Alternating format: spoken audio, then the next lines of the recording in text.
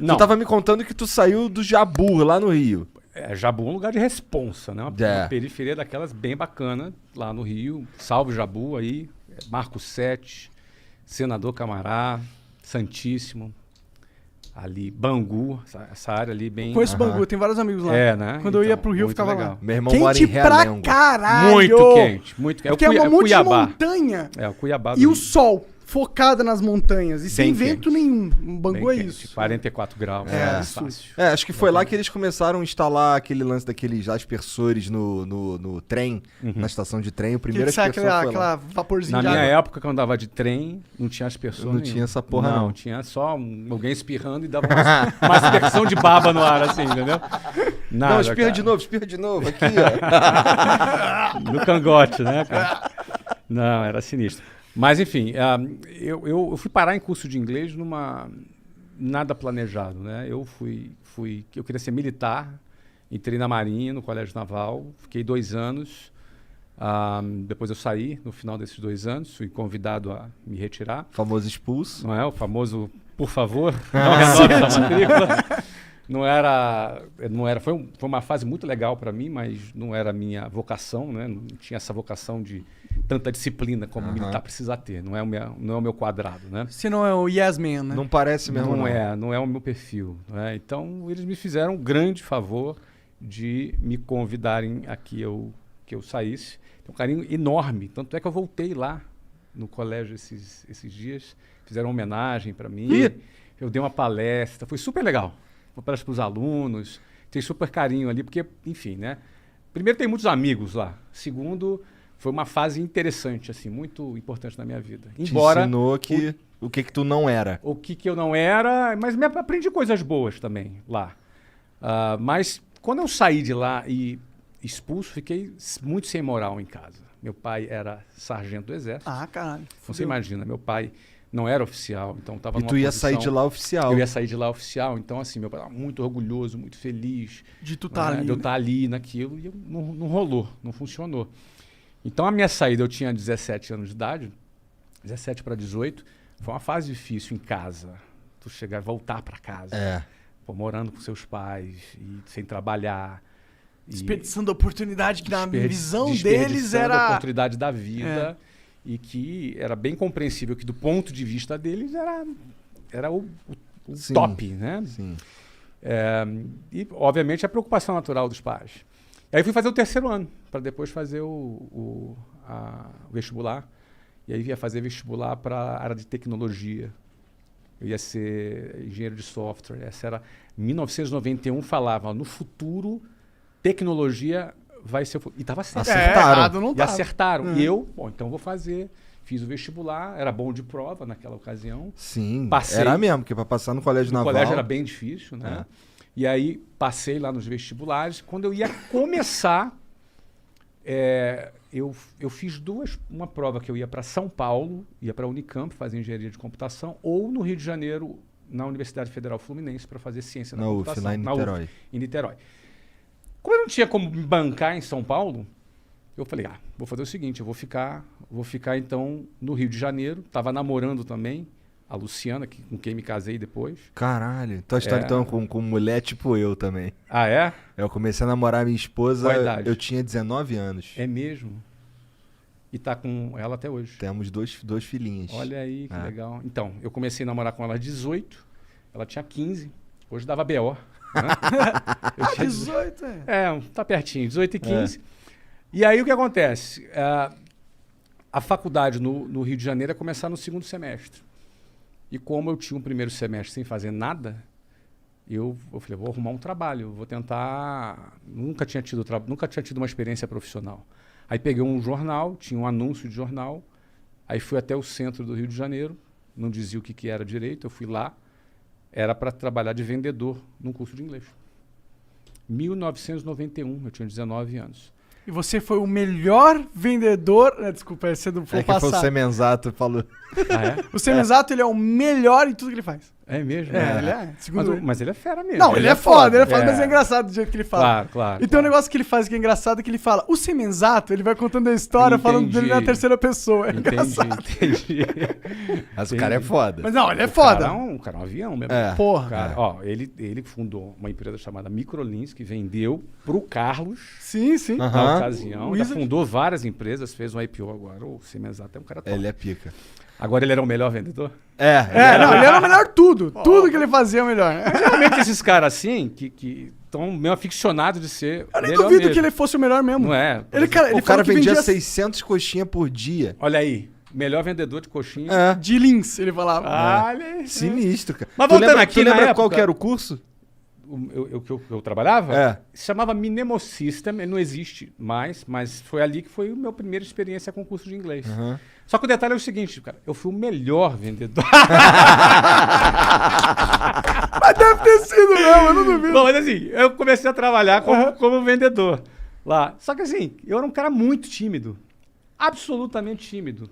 Não era um cara assim, não falava bem, não me vestia bem, vinha lá da periferia, me vestia mal. Então, Você era tipo a gente agora. não, muito pior. Muito pior, muito não. Vocês estão bem, vocês estão bem. Vocês estão bem. Vocês eu são- tô bem vestido. Não, vocês estão no Bom, outfit eu tô que cheio tem de que estar. pelo. Eu não, eu tinha que estar vestido de gravata e tinha umas calcinhas chumbrega, umas Pode gravatas crer, pode crer. Pô, cara, você tentar Entendi. se vestir bem e vestir chumbrega fica feio, né? O pessoal percebe. Ih, Percebe, né? Tudo em largadão, porque essa é a proposta. É. Então é outra coisa, né? Mas aí o que acontece? Eu já chegava para trabalhar às 8 horas da manhã, a minha jornada começava às 5h30 da manhã. Porque para chegar às 8 eu tinha que sair de casa às 5h30 para andar até o ponto de ônibus, chegar lá às 5h40, pegar o ônibus lotado e 2 horas, 2h10 na Avenida Brasil. Tu conhece aquilo ali. Não é? Calor, já chegava no escritório 8 horas da manhã, cansado, suado, amassado. Todo amassado. Porque dentro do ônibus é o quê? É um cara do teu lado aqui, outro cara com sovaco na tua cara, outro cara se esfregando atrás de você. se Não, não rolar uma passada na bunda ali. não, mas bunda. Ninguém tem bunda dentro do ônibus, meu amigo. É todo mundo atrás. Então, assim, tu já chega assim, meio fedidão. É. E aí chegava um cara que morava a 15 minutos ali do centro, arrumadinho, cheirosinho, sentava do meu lado, bom dia, e a gente ia competir. Não é? Então, assim, a primeira coisa que eu comecei a aprender é que a vida não é justa. Ela não é justa. Eu já começava 2h30 ralando, o outro já começava 15 minutos. Aí, diante da vida não ser justa, vou fazer o quê, cara? Vou me lamentar? Vou ficar puto, vou chorar. Vou protestar, vou fazer uma greve. Cara, eu tinha que ralar mais, eu tinha que tirar essa diferença de algum jeito. Se é justo ou não é, paciência. O ponto é o seguinte, eu não quero ficar para trás. E na época, era muito interessante que vendas, foi a ferramenta que eu aprendi, cara. Venda é um negócio que te dá a possibilidade de você fazer o ganho que tu quiser. Não é? Você Depende do depende da do seu tua trabalho, da performance, sua performance, entendeu? Então, se tu for um cara que tem fome e está disposto a trabalhar, eu trabalhava 15 horas por dia. Acordando cedão, pegando Acordando horas. cedão. Eu chegava em casa depois de meia-noite, todo dia. Caralho, Nossa. então tu dormia, sei lá, 4 horas. Eu dormia por umas 5 horas, porque eu acordava às 5 para sair 5h30. Você consegue? Eu não consigo funcionar. Hoje com não, 5 horas. mas na época com 19 anos. É o que tem. Era o que eu tinha, cara. Era o que eu tinha pra vida ali. Então, assim, agora eu pensava o seguinte: se eu bater as minhas metas, se eu fizer o que eu tenho que fazer, tinha um plano de carreira nessa empresa. Eu falei, cara, vou dar o meu tudo aqui pra chegar lá. Para resumir, eu trabalhei 4 anos nessa empresa. Aí tive uma carreira de vendedor, depois fui gerente de vendas, fui diretor de vendas, cheguei a trabalhar em outras cidades, fui assim um cara bem sucedido como vendas. E foi daí que eu cheguei em 1995, na tua pergunta, ao WhatsApp. Porque chegou um ponto que eu quis fundar a minha própria escola. E em 1995 foi a oportunidade o momento que eu achei que era oportuno. Essa oportunidade aí veio porque tu juntou uma grana? Então, não. Por que acontece? Eu ganhava bem, tá? Eu ganhava, para você ter ideia, aos 22 anos, eu ganhava 7 mil reais em Nessa época 1994. Nossa, Daquela época. isso é 7 mil daquela- dólares. Naquela época que era 7 mil dólares. Sim, isso aqui não era pra caralho. Dava pra bastante. comprar carro e o cacete. Dava. Então, só que é o seguinte, eu casei aos 20. Já também tem uma despesa grande Opa, ali. veio despesa. Aos 21, eu fui transferido para a Venezuela. Na época que o Hugo Chávez estava preso, uma tentativa de golpe, e Venezuela Era um país sensacional, cara. Naquela época. Venezuela era um país... Olha, eu conheci celular na Venezuela. Caralho. Caralho. Não tinha no Brasil, na Venezuela tinha. Era um país super desenvolvido, um país rico, super bem. Eu morei lá na Venezuela esse tempo. Só que fui roubado, perdi tudo. Voltei pro Brasil, começando do zero aos 22 anos. Pô, não era tão bom assim, então, né? Não, muito ladrão. Muito ladrão, cara. Entraram, roubaram a empresa, roubaram meu carro, roubaram... É uma coisa de louco, Que cara. merda. Era daquela cultura. Caralho, impressionante. roubaram tudo. Roubaram tudo. Tudo. Meu tudo já não era muito, Mas mas era era meu tudo. tudo. Era o meu Tudo é 100%. Tudo é tudo, exatamente. Cara, eu voltei... Agora, quando eu fui, eu virei pra Luciana. A Luciana falou assim... Eu falei pra ela da proposta de ir. Ela falou, qual o pior que pode acontecer? Aí eu pensei assim, ó, de perder tudo e voltar falando espanhol. Que foi o que aconteceu? E foi exatamente o que aconteceu. A gente perdeu tudo, voltou falando espanhol. Mas beleza, tinha uma experiência, estamos dando risada aqui. Durou quanto tempo isso? 8 meses. Ah, um bom tempo até. Deu tempo de aprender espanhol? Deu. Claro, sempre pode melhorar, mas deu. Fala tempo um de pouquinho, aprender. Tomás. Solamente um pouquinho. E aí o que acontece? Voltei em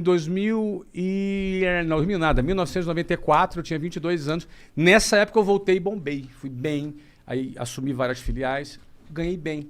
Só que eu comecei do zero em janeiro de 94, em dezembro de 94 eu saí. Não tinha tempo de juntar uma grana suficiente para abrir um negócio, mas aquele era o meu timing. Era o meu momento. Então tinha algum dinheirinho. Você tinha ganhado expertise. Eu tinha ganhado expertise, eu estava confiante, entendeu? Aquele era o momento que o Brasil tinha acabado de lançar o Plano Real, que na época estabilizou a economia, acabou com a inflação. Na época também, várias empresas internacionais tinham desembarcado no Brasil, então você tinha empresas de Collor petróleo. tinha feito isso também. Isso, mas na época foi do governo lá Itamar. do Fernando Henrique. Fernando... 1994, 94 Plano é Real. Fernando Henrique. Itamar e Fernando Henrique, exatamente. Que nessa época aconteceu o quê? Eles quebraram o monopólio de telecomunicações, aí vieram várias empresas do exterior para o Brasil, e foi a época que o inglês passou a ser percebido como fundamental, porque com a entrada das multinacionais, o inglês era garantia de falar emprego. inglês era garantia de emprego. Então, antigamente era assim, quando eu vendia inglês, olha, no futuro o inglês vai ser importante. A partir de 1994, no inconsciente coletivo, não era no futuro, era agora o inglês vai ser importante. A demanda estava em alta. E a demanda em alta para adultos. Falei, cara, o momento é agora. E aí, checão especial meu, da minha mulher.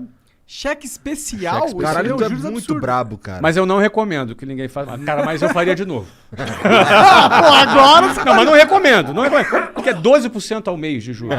É um absurdo essa porra. 12% de juros. Mas era assim, eu tinha uma graninha, que não era o suficiente, mais o cheque especial, que também não era o suficiente, dava pra gente montar a escola e pagar um mês de conta.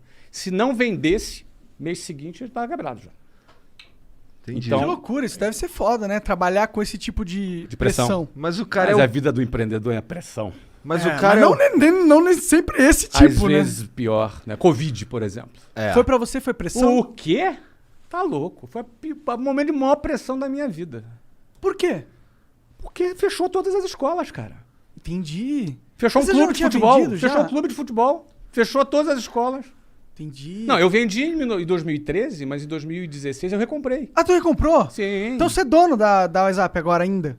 Eu patrocinei você, cara. É verdade. O né? Monark é que meio, eu sou meio devagar, burro, cara. né? É verdade. Ele é meio Pô, devagar. acabou de me agradecer porque eu patrocinei o negócio, cara.